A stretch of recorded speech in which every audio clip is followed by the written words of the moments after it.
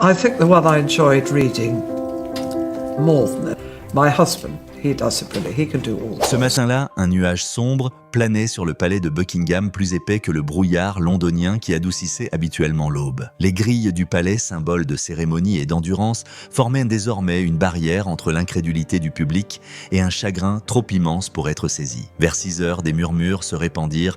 Dans le parc du palais, quelque chose s'était produit. Le personnel se déplaça rapidement, évitant tout contact visuel, le visage décoloré. Le silence était troublant. Même les oiseaux semblaient hésiter dans l'air froid au-dessus de St. James's Park. Puis peu après 19h, BBC Breaking News a interrompu son programme habituel. Nous recevons des informations concernant une déclaration d'état d'urgence du palais de Buckingham, a annoncé la présentatrice, la voix légèrement tremblante. Quelques instants plus tard, Sky News ITV et Reuters ont confirmé l'information. Partout en Grande-Bretagne, les radios ont grésillé, les télévisions ont clignoté et des millions de personnes ont instinctivement saisi leur téléphone. Le pays s'est préparé. La conférence de presse commença à 20h. Les appareils photos étaient alignés dans la cour.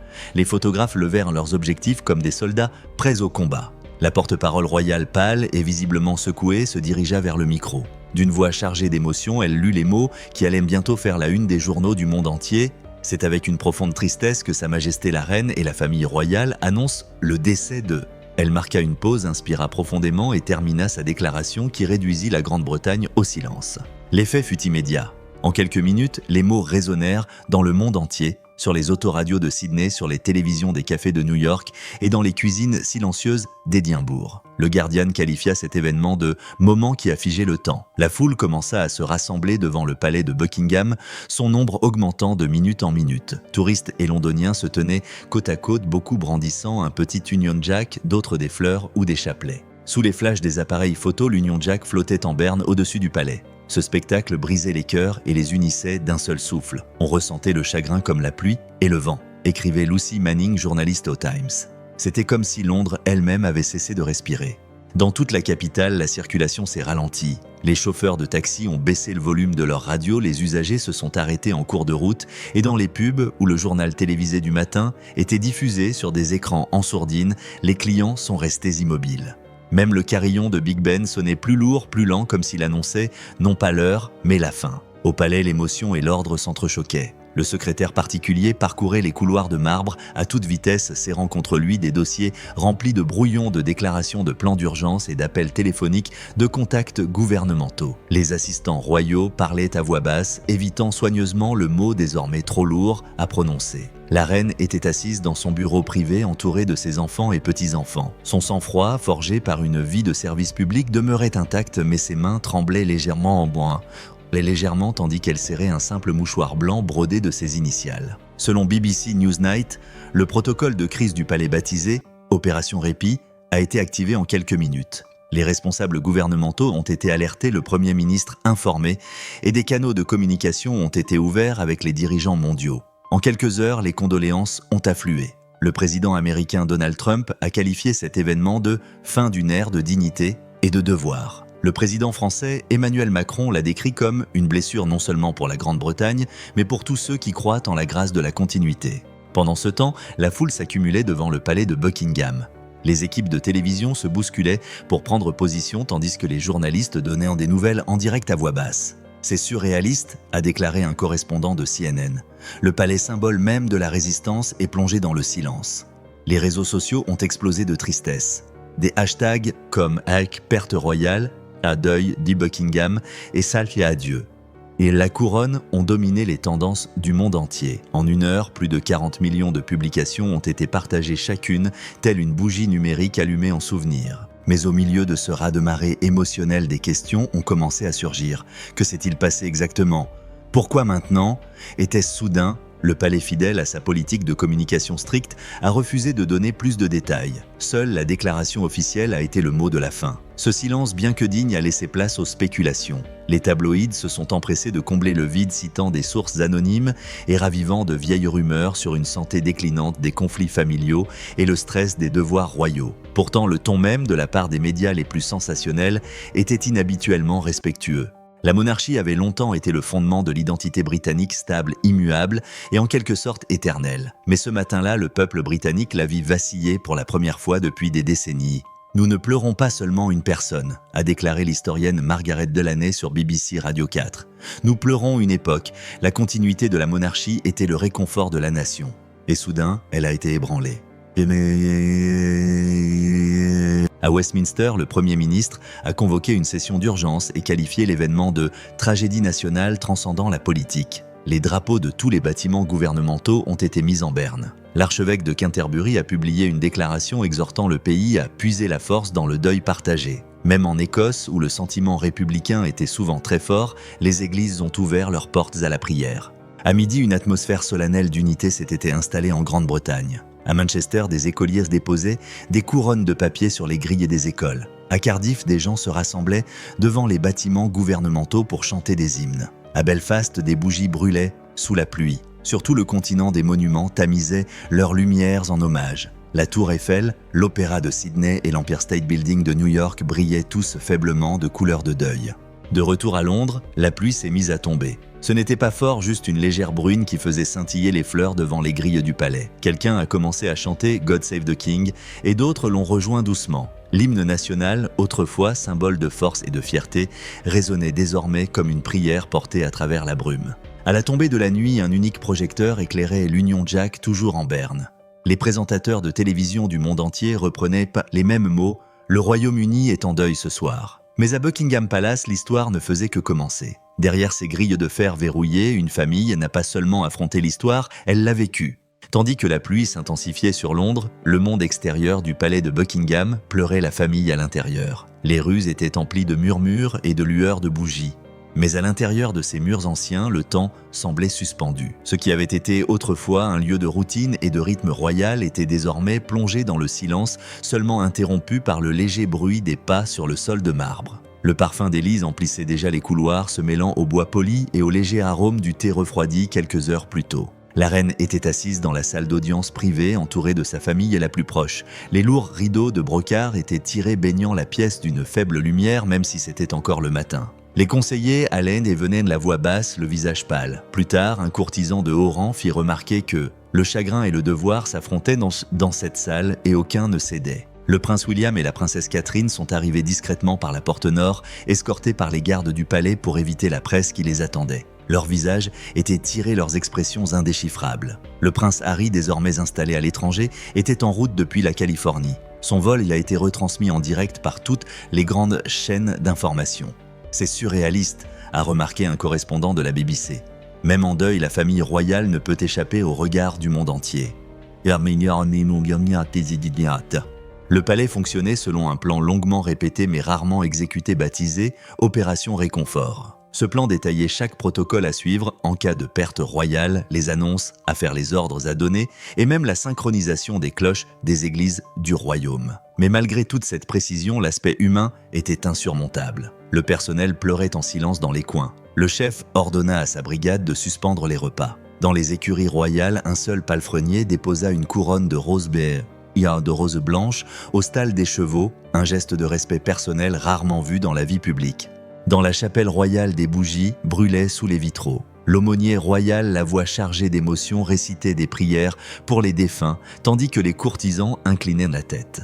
Devant les portes de la chapelle, le son de pleurs lointains résonnait, rappelant que même chez les rois et les reines, le deuil est sans borne. Mais le chagrin n'était pas le seul sentiment qui se répandait au palais. La peur régnait aussi, celle des conséquences de cette perte pour l'avenir. De hauts fonctionnaires se sont réunis dans le petit salon d'État, lisant attentivement les journaux qui avaient déjà commencé à spéculer sur la succession, la stabilité et la confiance du public. Le Guardian a publié un éditorial précoce intitulé « La monarchie en transition » qui avertissait que la mort d'une figure de la continuité rend l'institution vulnérable en période de division politique. Sur Sky News, les analystes se sont demandé si la monarchie pouvait maintenir son unité dans un contexte d'incertitude mondiale. La reine, consciente de la tempête qui se préparait, resta stoïque mais lasse. Les personnes présentes déclarèrent plus tard qu'elle n'avait demandé ni discours ni plan élaboré mais seulement un moment de silence. Elle n'a pas pleuré en public, confia un fonctionnaire du palais au Times. Mais le poids de ses larmes se lisait sur son visage. Le chagrin de la nation était le sien. En milieu d'après-midi, les dirigeants mondiaux ont commencé à s'appeler. Donald Trump s'est brièvement entretenu avec le Premier ministre britannique, lui présentant ses condoléances et qualifiant cette perte de « moment qui transcende la politique et les nations ». Le président français Macron a envoyé une note manuscrite personnelle. De Tokyo, l'empereur Naruhito a envoyé un message décrivant le défunt membre de la famille royale comme un pont de paix entre les générations. Le drapeau de la Maison-Blanche était en berne, tandis qu'au Canada, la foule s'est rassemblée devant les bâtiments gouvernementaux et a chanté « Amazing Grace » sous la neige. De retour à Londres, l'équipe de presse du palais a travaillé dans le chaos. Les téléphones sonnaient sans cesse. Les journalistes postés devant les grilles lançaient des questions auxquelles personne à l'intérieur ne pouvait encore répondre. La directrice de la communication habituée des crises royales précédentes a demandé à son équipe de parler avec compassion mais sans jamais spéculer. Chaque mot rédigé devait trouver un équilibre entre vérité et dignité, transparence et retenue. Pendant ce temps, la famille se serrait les uns contre les autres lors de rares moments d'inattention. Le prince William, visiblement ému, s'agenouillait près de la reine et murmurait doucement. La princesse Anne, d'ordinaire calme, essuya ses larmes en serrant son jeune frère dans ses bras. « Il n'était pas membre de la famille royale à ce moment-là », dira plus tard un responsable du palais. Ils étaient juste une famille brisée essayant de se ressaisir. À la tombée de la nuit, les lumières du palais s'éteignirent pour laisser place à une douce lueur ambrée. Dans la chapelle privée, la reine et ses enfants se réunirent à nouveau. L'archevêque de Canterbury les rejoignit pour la prière du soir. Ses paroles étaient simples mais puissantes. La couronne peut perdurer, mais le cœur se souvient. Ceux qui étaient en présence se souviendraient du silence qui suivit, un silence si intense qu'il semblait résonner. Dehors, la ville restait éveillée. Des milliers de personnes veillaient sous la pluie, leurs bougies vacillant comme des lucioles devant les portes du palais. Les journalistes ont décrit la scène comme une mer de chagrin. Une femme tenait une pancarte manuscrite sur laquelle était écrit « Nous pleurons avec vous ». Une autre était agenouillée sur le trottoir, la tête penchée en prière. À l'intérieur, la reine se dirigea vers la fenêtre et observa la foule. Son reflet brillait faiblement contre la vitre, le visage même de l'histoire tiraillé entre le devoir et le chagrin. Elle observa quelques minutes avant de se détourner. « Ils pleurent avec nous », murmura-t-elle, « mais demain, nous devrons les guider. » À cet instant, entre devoir public et perte privée, le palais de Buckingham cessa d'être un simple symbole de pouvoir. Il devint l'espace d'une nuit fugace, le cœur d'une nation en deuil. Au lever du soleil, le deuil avait dépassé les portes du palais. Ce qui avait commencé comme une petite foule de spectateurs en pleurs s'était transformé en une vague d'émotions à travers le Royaume-Uni. Un étrange silence régnait dans l'air comme si le pays lui-même s'était arrêté pour respirer le deuil. Les trains circulaient en silence, les voyageurs fixaient leurs téléphones incrédules et même les célèbres bus à Impérial londoniens roulaient dans les rues, leurs bannières électroniques atténuées en hommage. Lors du BBC Breakfast, les présentateurs parlaient à voix basse, répétant les images de la silhouette de la reine, derrière la fenêtre du palais, le drapeau en berne sur un ciel gris.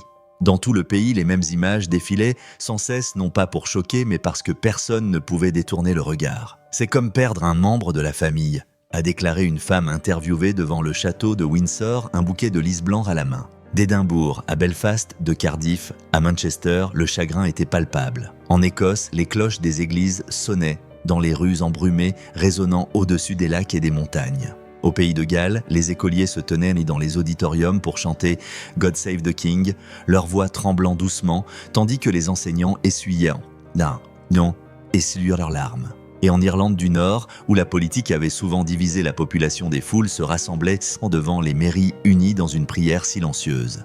Pendant une journée, rapportait The Guardian, le Royaume-Uni était à nouveau uni, non pas par la politique, mais par le chagrin. Londres devint l'épicentre du deuil collectif. En milieu de matinée, la file des personnes en deuil s'étendait sur des kilomètres devant le palais de Buckingham, le long du Mall. Les familles apportaient des fleurs, des bougies et de petits mots manuscrits. Certaines arrivaient enveloppées dans des foulards à l'Union Jack, d'autres apportaient des dessins de leurs enfants. Des bonhommes allumettes agitant des craies de couleurs vives à la reine depuis un balcon. Un deuil exprimé dans le langage de l'amour. Les policiers se sont frayés un chemin avec précaution dans la foule, escortant les proches âgés et aidant les enfants à rejoindre l'entrée principale. Les journalistes ont décrit la scène comme à la fois bouleversante et magnifique. Un correspondant de Sky News a déclaré la voix brisée « Il y a quelque chose de profondément humain dans ce moment. Il ne s'agit plus de couronne mais de connexion. » À mesure que la journée avançait, les hommages affluaient des quatre coins de la Grande-Bretagne. Le London Eye s'éteignait silencieusement, sa grande roue géante se détachant sur l'horizon. Le Tower Bridge était illuminé d'un violet doux et royal. À l'abbaye de Westminster, des chœurs entonnaient des hymnes se dirigeant vers Parliament Square par les portes ouvertes. À Manchester, des milliers de personnes se rassemblèrent sur Albert Square pour une veillée aux chandelles, leurs flammes vacillantes se reflétant dans les flaques d'eau sous leurs pieds. Pendant ce temps, les réseaux sociaux se sont transformés en un véritable mur de condoléances. Des millions de personnes ont remplacé leurs photos de profil par des images en noir et blanc des armoiries royales. Des hashtags comme #United in Grief, #For the Crown et #Farewell to an Era ont été populaires pendant des heures. Le live de la BBC depuis Buckingham Palace a atteint un record de 100 millions de vues dans le monde. Les commentateurs ont souligné qu'il ne s'agissait pas seulement d'un deuil national, mais d'un deuil culturel, générationnel et profondément personnel. Les chaînes d'information ont inondé leurs programmes de reportages commémoratifs. ETV News a diffusé des images d'archives de la reine lors de sa première allocution télévisée en tant que monarque, ainsi que des images de la veillée funèbre en cours. « Nous serons bientôt de retour », répétait sa voix plus jeune, une phrase qui avait désormais une résonance déchirante. Le Times a publié des essais retraçant la façon dont elle avait guidé la Grande-Bretagne à travers les crises, de la guerre froide au Brexit, et comment sa disparition symbolisait la fin même de la continuité. Même ceux qui avaient autrefois critiqué la monarchie furent touchés. The Independent, connu pour ses tendances républicaines, écrivit dans un éditorial « Le deuil a balayé la politique. Il ne reste que la gratitude ». À la Chambre des communes, les députés de tous les partis se sont rassemblés dans un rare moment d'unité et ont observé 1 minute de silence. Le deuil collectif semblait effacer les frontières qui divisaient depuis longtemps le pays. Les stades de football se turent pendant les matchs, les pubs baissèrent le son. Les supermarchés tamisaient leur lumière à midi. C'était comme si chaque aspect de la vie britannique s'était uni dans un battement de cœur commun, celui du souvenir. Pour la jeune génération dont beaucoup avaient dit et grandi en remettant en question la pertinence de la monarchie, l'événement a suscité une réflexion personnelle. TikTok et Instagram ont débordé d'hommages émouvants de la part des utilisateurs de la génération Z, de courts extraits des discours de la reine, de ses interactions avec les enfants, de son célèbre sens de l'humour. « Je ne pensais pas pleurer », a écrit un adolescent, mais si, elle faisait partie de nos vies sans que nous nous en rendions compte. Les médias internationaux ont établi des parallèles avec des événements comme la disparition de la princesse Diana ou de Nelson Mandela, des personnalités internationales dont la disparition a transcendé les frontières. La reine représentait bien plus que le pouvoir, a déclaré Christiane Amanpour, présentatrice de CNN. Elle incarnait l'endurance, la grâce et la dignité discrète du service, des qualités que le monde aspire à retrouver. De retour à Londres, à la tombée de la nuit, la foule devant le palais de Buckingham s'est accrue de plusieurs dizaines de milliers de personnes. Des bougies brillaient comme un fleuve de lumière dévalant le Mall. Des chants s'élevaient doucement à travers la bruine. Une chorale s'est formée spontanément, des inconnus chantant ensemble malgré leurs larmes. À un moment donné, un vétéran âgé s'est avancé à saluer le palais et à murmurer « Merci madame ». Le silence est revenu. À l'intérieur du palais, la reine se tenait de nouveau à la fenêtre. Elle voyait l'océan de lumière s'étendre au-delà des portes. Son secrétaire particulier murmurait des nouvelles. Le nombre de personnes en deuil, les hommages internationaux, les cérémonies d'État prévues. Mais elle l'entendait à peine. « Ils ne font pas que nous pleurer », dit-elle doucement. « Ils nous rappellent pourquoi nous endurons. » À cet instant, la distance entre monarque et sujet disparut complètement. Le chagrin était partagé, celui qui avait gouverné et celui qui avait été gouverné non par le pouvoir mais par l'amour. Alors que les cloches des églises sonnaient à nouveau dans le ciel nocturne, le Royaume-Uni se dressait non pas comme une nation divisée par les classes ou la politique, mais comme une seule famille brisée, humiliée et unie par le souvenir. Et même si la perte était incommensurable sous la tristesse, subsistait quelque chose d'éternel, la promesse tacite que la Grande-Bretagne même en deuil survivrait. À mesure que les jours de deuil avançaient, la sympathie du monde entier se transforma peu à peu en curiosité, non pas par commérage, mais par besoin de comprendre ce qui avait véritablement conduit à un chapitre aussi soudain et déchirant de l'histoire royale. Tandis que le public pleurait, les journalistes de BBC News, du Guardian et du Telegraph commencèrent à reconstituer le combat silencieux longtemps caché derrière les murs du palais. La monarchie, semblait-il, avait lutté non seulement contre l'âge et la maladie, mais aussi contre la pression écrasante des attentes modernes. Pendant des années, les initiés du palais avaient murmuré que la famille royale était épuisée. La reine avait porté le poids de ses obligations bien au-delà de ses 90 ans et avait refusé de ralentir, même lorsque les médecins lui avaient recommandé du repos. Selon le Times, ses proches collaborateurs l'avaient supplié de réduire ses obligations, mais elle les avait balayées d'un revers de main avec sa célèbre devise « Le service n'est pas saisonnier ». Ce dévouement infatigable, bien qu'admirable, avait un prix. La monarchie repose sur l'endurance, a déclaré l'historienne royale Helena Jameson sur Sky News. Mais personne ne peut durer éternellement. Derrière les portes dorées des fissures commençaient à apparaître. Les tensions familiales autrefois murmurées étaient devenues plus difficiles à contenir à l'ère de l'information 24 heures sur 24 et de la surveillance des réseaux sociaux. Les plus jeunes membres de la famille royale, William, Harry et leur famille, ressentaient depuis longtemps la pression de concilier vie privée et devoir public. La décision d'Harry de se retirer de la vie royale avait laissé des cicatrices émotionnelles qui ne se sont jamais complètement cicatrisées. Si son retour à Londres, pour le deuil, était respectueux et digne, les commentateurs ne pouvaient ignorer la distance persistante dans ses interactions avec son frère. On voyait le chagrin qui les unissait, a déclaré Chris Shipp, correspondant royal d'ITV, mais sous cette unité se cachait la douleur. Des années d'incompréhension et des blessures que le temps seul n'avait pu guérir. Même avant cette défaite, la pression sur la monarchie s'était déjà accrue en 2025. Le monde avait changé plus vite que l'institution ne pouvait s'adapter. La seconde présidence de Donald Trump aux États-Unis avait ravivé les débats sur le populisme et le pouvoir, tandis qu'en Europe, l'incertitude économique et les troubles mondiaux rendaient le concept de monarchie à la fois archaïque et nécessaire. Une contradiction qui lassait même ses plus fervents défenseurs. La reine, toujours soucieuse de son rôle symbolique, avait passé ces derniers mois à chercher un équilibre dans cette tension, modernisée sans perdre son côté mystique. La famille royale ne se contentait pas de gérer son deuil. À noter un analyste de Reuters, elle s'attachait à sa pertinence. C'était une vérité que peu osaient exprimer à voix haute. Derrière les larmes et les hommages se cachait une crainte plus profonde. La monarchie pouvait-elle encore survivre dans un monde qui exige transparence et humanité de chaque institution, même la plus sacrée ? Des sources proches du palais ont indiqué au Guardian que la santé de la défunte princesse avait été fragile ces derniers mois, mais qu'elle continuait d'honorer ses rendez-vous, d'accueillir des diplomates, d'assister aux offices religieux et d'envoyer des lettres d'encouragement manuscrites à des associations caritatives. Elle n'annulerait jamais une cérémonie, a révélé un assistant. Elle disait que les gens comptaient sur elle pour être présente surtout en cette période d'incertitude mondiale. Mais ceux qui la connaissaient le mieux comprenaient que son plus grand fardeau n'était pas la couronne, mais la solitude. Depuis la mort de son mari des années plus tôt, ses soirées étaient souvent calmes, passées dans son salon privé à regarder de vieux films en noir et blanc ou à lire les archives de l'État à la lumière d'une lampe. Sa force résidait dans sa solitude, a déclaré la biographe royale Ingrid Seward dans l'émission Good Morning Britain. Mais la solitude peut aussi être épuisante. Au palais même, les plus jeunes membres de la famille royale commençaient à peser sur la vie publique. La princesse Catherine avait évoqué en privé ses nuits blanches et son regard constamment scruté. Le prince William, diplomate invétéré, avait avoué à ses amis que chaque sourire est un spectacle. Ce n'était pas de la tromperie, c'était une question de survie. Pour la monarchie, l'image n'était pas une question de vanité, c'était une question d'argent. Mais cet argent commençait à manquer. La sympathie du public s'est accrue à mesure que ces détails humains se sont multipliés.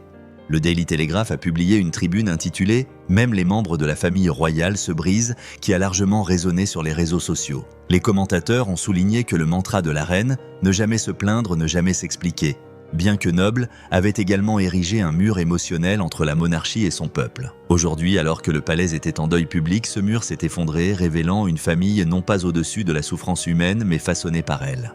Même les médias étrangers se sont joints à la conversation. Le New York Times a décrit le deuil britannique comme « le moment où une nation a vu son reflet dans la monarchie, imparfaite, dépassée mais durable ». En Allemagne, la Deutsche Welle a diffusé un reportage spécial comparant l'ouverture émotionnelle de la famille royale britannique à la vulnérabilité publique autrefois impensable des dirigeants politiques modernes.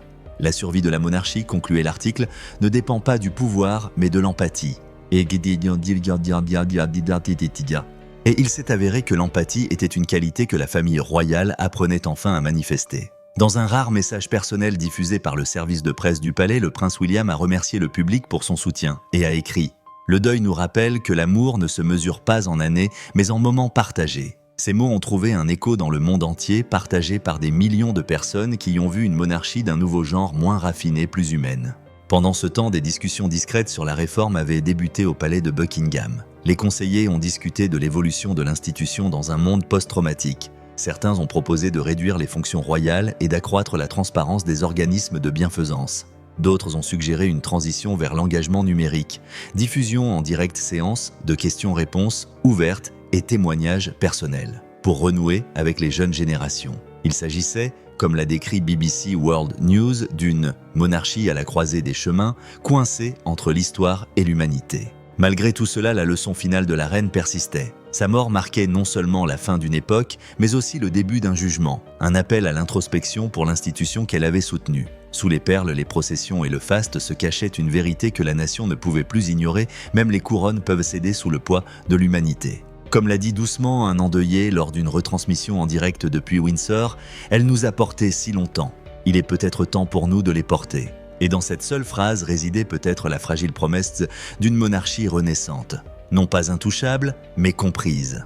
Au lendemain de l'annonce, la Grande-Bretagne n'était plus seule en deuil. Le monde entier était en deuil. À travers les fuseaux horaires et les continents, l'Union Jack en Berne était devenue le symbole du deuil collectif. Sur les écrans de télévision de Tokyo à Toronto, les présentateurs évoquaient avec recueillement une vie qui avait façonné non seulement une nation, mais aussi une époque. Même ceux qui n'avaient jamais mis les pieds au Royaume-Uni ressentaient cette perte comme la clôture d'un chapitre familier de l'histoire. À Paris, la tour Eiffel s'est éteinte à minuit ses lumières dorées. À Rome, les cloches de la basilique Saint-Pierre ont sonné doucement au-dessus de la cité du Vatican. À Washington, le drapeau a été abaissé sur la Maison-Blanche et le président Donald Trump s'est brièvement adressé aux journalistes. Il a qualifié la monarque de dirigeante dont la grâce transcendait la politique et dont l'endurance transcendait les générations. Il a ajouté « La reine incarnait ce que l'on voit rarement aujourd'hui, la force tranquille ». Ces mots simples mais sincères ont été répétés sans cesse sur les chaînes câblées.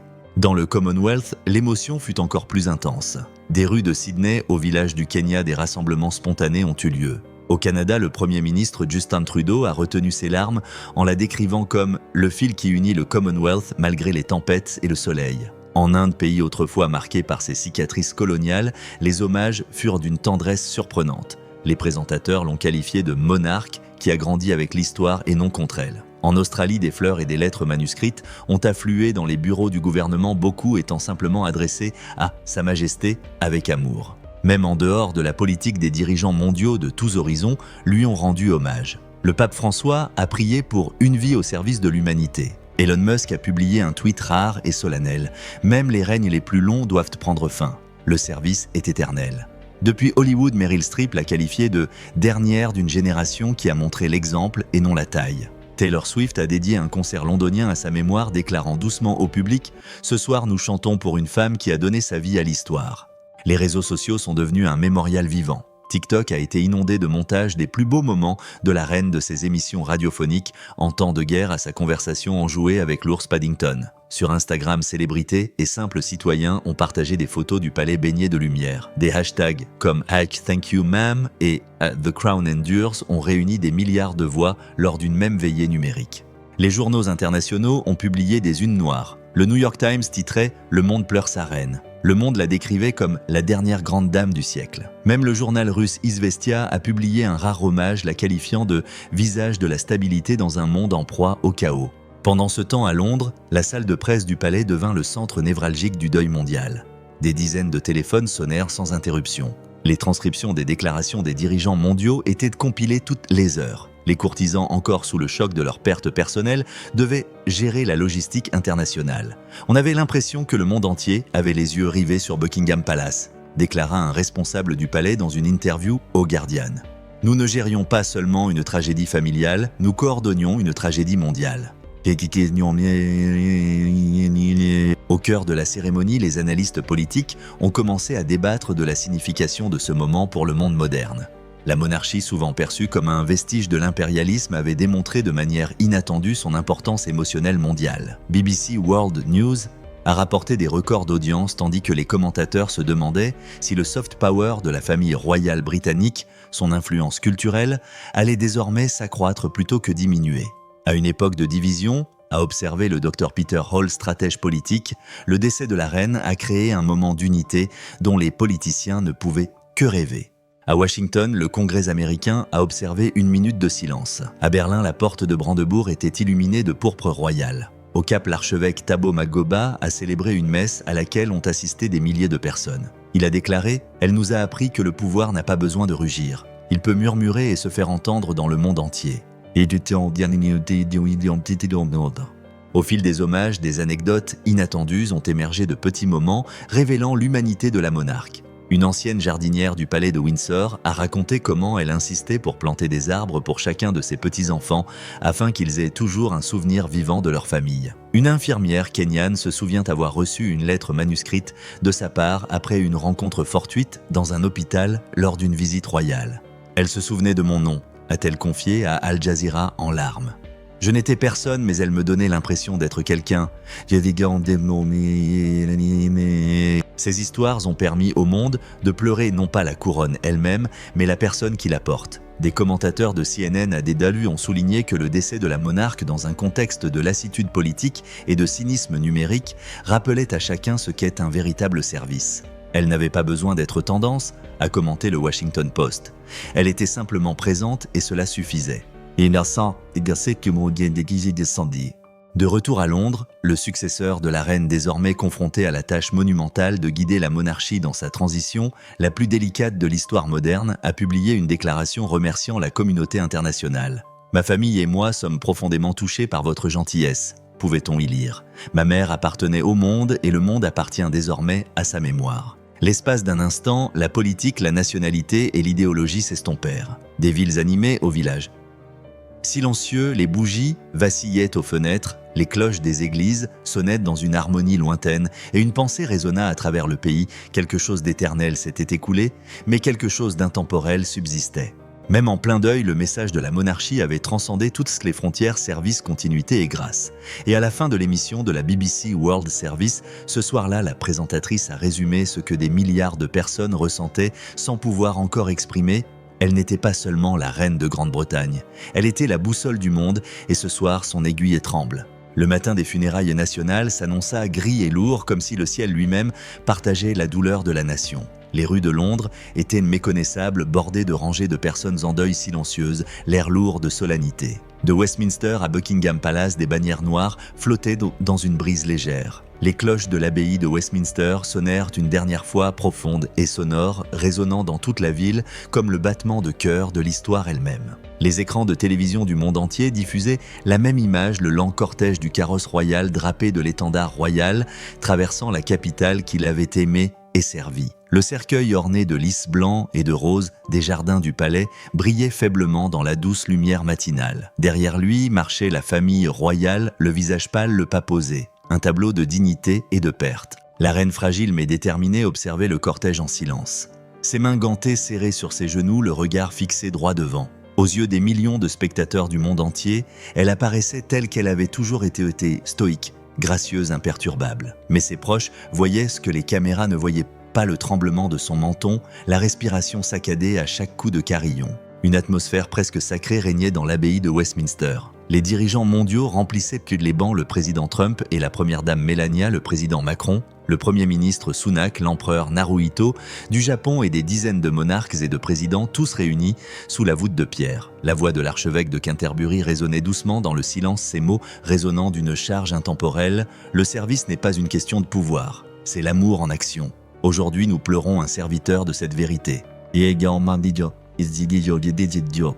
Lorsque le chœur entonna Jérusalem, même les caméras semblèrent hésiter, peu disposées à saisir l'immensité du moment. Pendant un instant, il n'y eut plus de frontières, plus de politique, plus de division. Seul le silence partagé de l'humanité disant adieu à l'un de ces derniers symboles vivants d'endurance. Dehors, la foule était immense. Des millions de personnes se tenaient côte à côte réparties sur les ponts, les parcs et les toits. À la fin du chant final, un rayon de soleil perça les nuages et éclaira les vitraux de l'abbaye. C'était comme si le ciel lui-même s'inclinait, écrivait le Times le lendemain matin. La reine retourna ensuite au palais de Buckingham dans un silence quasi total. À l'entrée du convoi royal dans la cour, les soldats le saluèrent avec des yeux pétillants. Pour la première fois depuis des jours, le drapeau fut hissé au-dessus du palais, non pas en signe de deuil, mais en signe de continuité. La Grande-Bretagne, bien que blessée, résisterait. Mais au sein du palais, un nouveau chapitre s'ouvrait. Des conseillers se réunirent dans la bibliothèque privée et élaborèrent les plans de ce qui serait discrètement appelé l'âge du renouveau. La reine, bien qu'endeuillée, insista pour que les réformes commencent immédiatement. La monarchie ne doit pas se contenter de survivre, déclara-t-elle à ses principaux collaborateurs. Elle doit servir. Sous sa direction, des modernisations radicales ont été proposées. Le calendrier royal réduirait les excès cérémoniels et développerait l'action humanitaire. Un nouveau département numérique ouvrirait le palais à un public mondial grâce à des diffusions en direct des contenus en coulisses et des programmes interactifs mettant en avant les missions caritatives de la monarchie. « Nous ne pouvons plus nous cacher derrière des barrières », a déclaré un conseiller principal dans une interview au Guardian. Le monde a changé et nous devons évoluer avec lui. Dans